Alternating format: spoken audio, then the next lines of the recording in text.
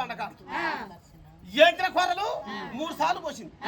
కాసిన పప్పు 3 సార్లుగా పోసింది ఉన్ని వరి అన్నాము 3 సార్లు పోసింది పోసి ఎప్పుడు పోయి ఆడదు అత్త సిద్ధామా కూరలా ఇక బలం పాది ఇంటికి అని మేడమ్మతో అత్త మాట్లాడుతుంది ఎవరిని చూడాలి మేడ నా వరమ చేత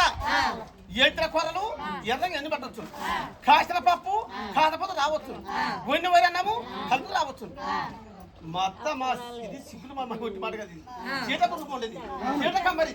ఇది మంచిది కాదు ఎవడ కోడలమ్మా నువ్వు వేస్తారు కాబట్టి పొద్దుగా వేసిన కూర చెప్పి నాకు కర్రలు నాటు పెట్టావు ఓడిసంటే పోయినావు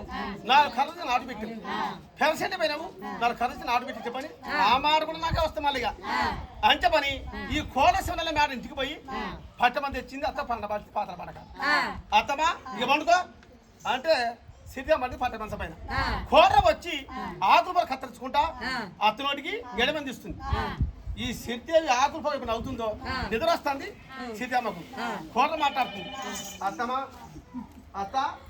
శివాబత్తి గుంజింది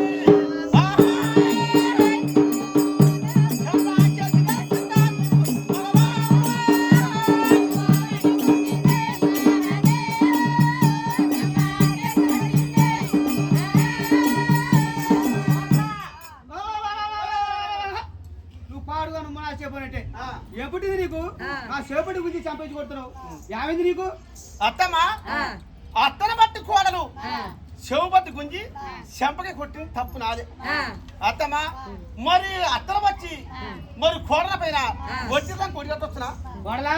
అది వస్తుంది ఇది వస్తుందే కానీ నువ్వు సపడా పండుకోండి ఇక్కడేగా మళ్ళా పండుకు సిద్ధి మళ్ళా పండింది అత్తమ్మా అత్తమ్మా ముక్కు మట్టి గుంజింది